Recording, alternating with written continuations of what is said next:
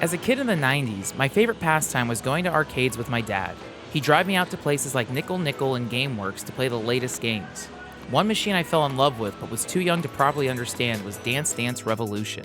It's a game that defined Y2K arcade culture. It was filled with Eurobeat and hyper-Japanese pop, crazy anime graphics, the machine had flashing lights, and it demanded physicality. I wasn't good, but that didn't stop me from trying. What you might not realize is that today, there's been a resurgence in newer players. All across America and beyond, people are returning back to arcades and putting in more hours than ever. Over the past year, I've been exploring these places. Arcades, game centers, conventions, traveling to different cities in my own local chain of Round 1 to speak to people about this enduring franchise, the various subcultures, their history, and the new generation of younger players who are just joining the revolution. Give it your best! Hello, my name is Garret Hunter. I'm a DDR player from way back. I learned how to play, it's gotta be the 1990s. I was still in high school. The Nickel arcade down the street from me had a Solo 2000 machine, which apparently I found out is like a rarity now. How one ended up out in San Diego's backwoods of East County, I'll never know. They had this nickel machine that I learned how to play on, and I would go late at night and cash in 20 bucks, get a big sack of nickels, and just play like every song. And even if I was broke, I would go hang out there and watch the advanced players play and see them like, holy shit, they did a spin move. Oh, this guy doesn't hold on to the back rail. Like, what's this all about? But I really, really long for those days because it's like damn near impossible to find a 2000 machine anymore. My name's Brandon, or Black, literally just Black. I think I started playing, it's probably like 2005. I would go to arcades with my parents and they would drop us off. I'd go with my brother and he showed me DDR and I was like, this game is neat. This is like during Extreme when that was like new. I'm fascinated by this. And it actually teaches you how to dance. You actually learn how to properly move and it's exercise. So I'm like, it's a triple win. The music is really nice. Like, I feel like it showed me my love for electronic music. That's like my passion now. Everyone's in town to see the Dance Dance Revolution arcade that I used to skip high school to come go to. We would skip class to come down here, and this is where I beat my first challenging track to Butterfly, and so that's been my favorite song ever since. Whoa, you're a dancing machine! I used to know Butterfly on hard by memory. I would literally at home, I would just always practice like, because it's 1, 2, 3, 1, 2, 3, 1, 2, 3, boom, boom, boom, boom. Nathan, I'm from Tacoma, Washington. I was maybe third grade or something like that. I was at like an Asian grocery store with my parents and they had a little set of arcade machines there and one of them was DDR. I'd never seen something like that before. And I loved video games and then I saw that and like my whole world had changed. I mean, the music is obviously a big part of it, but I think another part of it is like the attitude that the game has. Everything about that game, even though there's not like a story or characters that speak, the general vibe of the game is about having a party. It's like not subtle at all. There's a guy that is just hyping you up the entire time. There's an audience that is cheering. It's not something you really see in video games. I was super into DDR third mix. That's where I got into it. And I feel like the arcade machine that you first use DDR on, that's where your heart lies, and that's usually the song selection that people love. One I played the most, once I actually got a pad at home, was Ultra Mix for Xbox. I got them for Christmas. One of the best Christmas presents I ever had was DDR Ultra Mix and a metal pad, and I played for 12, 15 hours straight until I couldn't walk anymore. Got a bunch of people in high school playing. We started a DDR club. I was president of the DDR club. I don't care what Brandon says or what the other Brandon says. I was the president. I started it. We had official shirts and we had like little mini tournaments and stuff, and like everyone was welcome, and it was really, a lot of times we put on no fail mode, so it's like everyone could just do what they want. My name is Jukebox480, aka Darian Yates. I started playing Dance Dance Revolution when I was a kid, but when I was playing it, I wasn't that good at dancing or rhythm with my feet, so I would use the controller. My sister would get angry at me all the time. But then I started playing it more when I started working at Round 1. I get like an hour of free play, so I just keep practicing, and I got really good at like freestyle dancing on the basic levels. Then I just built myself up to the difficult levels, and it's all about really feeling the rhythm and the beat, and also not paying attention to those who are watching you. That's what's important. Just block them out and focus on dancing. Jukebox mentioned working at Round 1, and now's a good time to highlight that if you're looking for an arcade to play the latest version of DDR, you'll always find it at Round 1. It's a chain that's continuing to grow in America. They have a deal with Konami to keep their machines up to date and in great condition. You can also buy a Konami e-amusement card, which allows you to register your player data so you can track your scores and settings across all machines. This is step one to diving into DDR as a serious player. They're spaced out throughout America, but if you're on the West Coast like me, then we're absolutely spoiled. Another benefit is that they're open 365 days a year until 2 a.m., so often I'd go past midnight and play for hours at a time. It's also a great place to meet friends and record interviews. Hi, my name is Mika. I've been playing DDR for like 2 weeks technically. I grew up in the 90s in an area of San Diego with a lot of Japanese kids. One of my best friends invited me over to her house. She had a DDR pad. I fell in love with it immediately. I thought it was like the best thing ever. I think I was like 10 or 11 at the time. I went home that night and I begged my mom for a DDR pad. Moms don't really understand the difference between certain game consoles. So she came back with like the shitty Walmart brand one. Shitty chiptune versions, so I didn't really play it too much. And then I just didn't have any exposure to DDR for the next 23 years. A couple of weeks ago, I went to visit a friend and his work has a DDR console. Then I remembered how much I liked DDR when I was a child, and now I just feel like I want to be more invested in it. I'm pretty bad at it, but I'm willing to put in the effort to having more hand-eye coordination. Okay, I got that bad boy, I want to say a year and a half ago at my regular tattoo artist. I did a couple with them. She really wanted to do this because I always gush about the game and how much I love it. I wanted something to really showcase my love for the game. I better love the game because that tattoo hurt. It hurt so bad, but it was 100% worth it. My name is William. I've been playing DDR since I was, I want to say 13, and I'm 33 now. It's been about 20 years. Yeah, it's been a long time. I used to go to a nearby outdoor swap meet, and they had it there. I just hopped on it, tried it out, failed miserably because I didn't know what I was doing.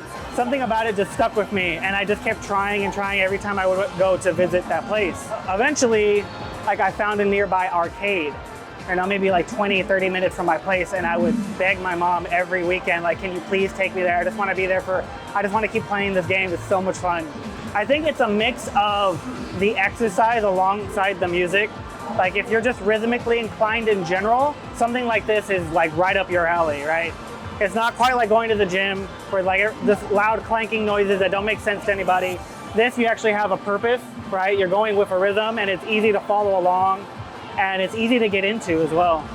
Hi, I'm My Guy, and I'm cosplaying as Misato from Evangelion. It's January right now, and I've been playing since about August, since the school year started. So yeah, I've been going maybe once a week with my best friend just at our local mall. I used to be a ballerina. I danced for about 15 years until I got heart disease. I could no longer dance to that extent, but I still really love dancing and rhythm stuff and nerdy stuff too. So DDR was the perfect way for me to still do cardio, and I can hold on so it's not too harsh on me. But yeah, just still dancing, having fun. I love it so much. I go by Rupin. I'm originally from Seattle, Washington, but I really started playing DDR while I was living in Hawaii.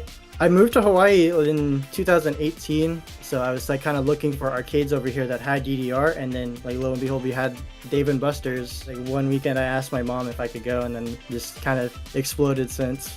I've always liked rhythm games, and DDR has always been one of my favorites. And I think the people in the Hawaii scene kind of enhance that experience. There's a very tight-knit scene over here in Hawaii, and it's very awesome. People are very supportive, willing to give me and a lot of other newer players advice on how to get better. If you're wanting to improve, I think the best thing you can do is play, whatever your level range is, play as many songs within that level range, because they will introduce you to different techniques that you need to learn. And once you familiarize yourself with as many, let's say level 10 songs, you play all of them if you can. Familiarize yourself with some of the techniques and then move up. But at the same time, move up a couple levels ahead, right? Maybe try a 12 and see just how far along you can go. Even if it's just failing it. If you fail it a little later, you're already doing better than what you did last time you played it. My first major leap in improvement came from realizing I could rest my body weight on the bar, leaving my legs weightless to tap complicated step patterns. Bar hugging was controversial back when DDR first started, and there's still strong preferences today. But then there are those pros who hold the bar and they barely move their feet because it saves them energy. So instead, freestyle would be like this, all that stuff. But then they play it like this. And while they're holding onto the bar, so they barely make any movements. And that's how most players can play those really hard, challenging levels. People on the high end, almost all of them use bars, but it's just like, I never liked using a bar. It kind of felt like cheating almost, but it's just like, I played DDR to move around a whole bunch. I didn't play DDR to like get the high score, so it's like I didn't want to do that. I wanted to kind of like flail a little bit and dance and stuff versus perfecting or like full clearing songs and stuff like that. Yeah, people call it like the cheat rail or whatever. If it's built onto the cabinet, like you can't really make fun of somebody to fucking use it. The game is like evolved to a point, they're designing the charts in mind for people to use the bar. As you learn how to play, you're encountering specific like certain patterns. It's like learning how to like walk on the pad basically is like what was the biggest hurdle for me. DDR became one of my favorite video games because it had this intimidation factor that for me was like appealing. Like, okay, this is something that I already think I'll excel at. I'm already kind of naturally athletic. I can play this game that a lot of people are intimidated by at the arcade. And I remember back in the early days, like no line. Once I learned the songs and went online and Googled and downloaded the tracks and then really could play at home and practice with the console versions, that kind of like reignited my passion for gaming in general. And I got way more involved in all aspects of like home gaming and everything else because I was so ingrained in the DDR scene in my local city. Garrett talked about the local gaming scene, but what about internationally? On my August 2025 trip to Japan, I visited a few arcades trying to find the best spot. Mikado Game Center didn't have DDR, but it did have Beat Mania, which is the first rhythm game Konami made in 1997. Game Panic Akihabara is great because it's right next to the JR station and has a dedicated rhythm games floor where Bimani Pro League players practice. There's sound dividers between machines so you can hear better, and you even get baskets to place your items neatly on the ground. But the best spot might be Tokyo Leisureland, which features 7 machines and even a changing room to switch into gym clothes for playing. All these places are pumped with air conditioning, so it's a good way to chill out from the summer heat. But back in America, what keeps players coming back? It scratches a part of my brain where the nostalgia is located in the early 2000s, back when anime was uncool. The thing I don't like about anime now is that there's a lot of anime tourists and a lot of casuals. So I liked anime back when it was really cringe, and it's the same with DDR. DDR used to be really cringe. I think there was like a South Park episode making fun of people who took DDR too seriously. So for me, it's a fond memory of looking like a complete dweeb in front of other people and just not giving a shit. I'm trying to pursue more of that in my life because people are always trying to get you to grow up and have more adult hobbies, but those are really unfun and boring, and it doesn't add anything to your life really. Why do you need to stop having whimsy? I don't see a reason to hold yourself off from the things that you get enjoyment out of when we already live some pretty shit times. So, you know, if I look a bit like a man-child grooving to some shitty anime songs from the early 2000s, who cares? We're all gonna die anyway, so what's the matter, man? As I worked on this project and talked about it on the No Clip podcast, a kind listener reached out and offered to coach me at our local Round 1. I'm Khang. I've been playing DDR since roughly 2018. DDR is the only game where I play competitively, but without an opponent, just to like improve my scores. Coming to the arcade, I've found a lot of cool people, just like getting to know the regulars, and there's also like a Discord server where all the SoCal players are. It's just been a great way to socialize for me.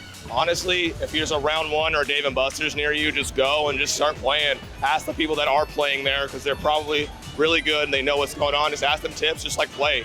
You get better at doing something by just doing it. I feel like sometimes people are self-conscious. They're like, oh my God, like, I'm not that good. I don't know how to dance. Like, no one knows how to dance when they first start. No one knows how to do anything when they first start. Just be yourself and have fun. And the community is really opening. Like, everyone is super welcoming because it's very niche. So like, if you love it or you're trying to get into it, come on. Like, let's do it. Best way to get at it is to just go for it. Don't let other people's like judgments get to you. Self-confidence is key. So as long as you have confidence in yourself and you're just enjoying yourself, That's all that matters, you know? You should just play whatever songs you like. You'll hear the music in the game, you'll play it, and then you'll leave this arcade. The music will still be in your head, and now you'll be associating the game with that music, so then you'll go back to the arcade to play that music. And it's just that loop of like, just play the music you like. Because like I find myself sitting there and playing, and all of a sudden I remember all the lyrics to this, and like not only am I dancing along, I'm singing along to the song, and like all these young heads around me are like, what one's this from? I'm like, oh, you don't know about Sexy Planet? Shit, let me tell you, back in my day.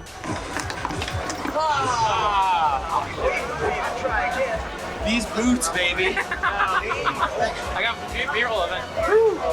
So it looks scary. It looks so scary when you're watching someone and then you go on, start at the lower levels until you memorize the song. Like I memorized all the lower level songs and now I'm playing the higher ones and they just feel easier. But really don't think too hard. I like to jump and dance when I do it. I know I look stupid. Most people like get down and tap, but I like to dance. Just really have fun with it. It doesn't matter. I don't care if people judge me because I play it wrong. Just do whatever songs you like. Just have fun. It's not that big of a deal. It's a little intimidating because there's, a lot of people, but as soon as you introduced me to like the whole world that surrounds DDR, and I just look to my left, I look at the guy on the other cabinet, and this motherfucker, he's like stretching his shit out. He's got like the fingerless gloves. He's got like a towel on his back. He's like fucking ready. He does not give a shit about anybody watching him. He's there to prove something to himself. So that made me feel a lot less intimidated because there are people who take this extremely seriously.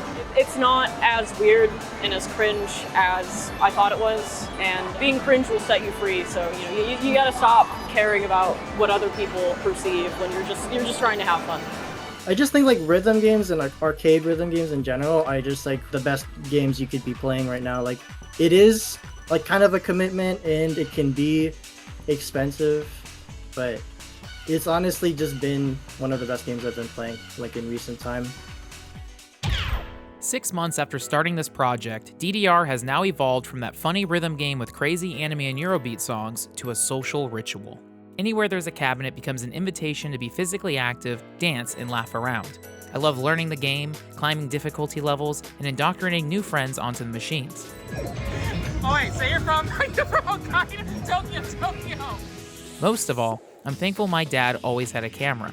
He loved spending time with me, and after he passed, the process of archiving his home videos became a way to hear his laugh again and remind me of so many great memories. When I go to arcades these days, his spirit is still with me. He wouldn't have any clue how to play these games, but he knew it made me happy. Thank you so much, Dad.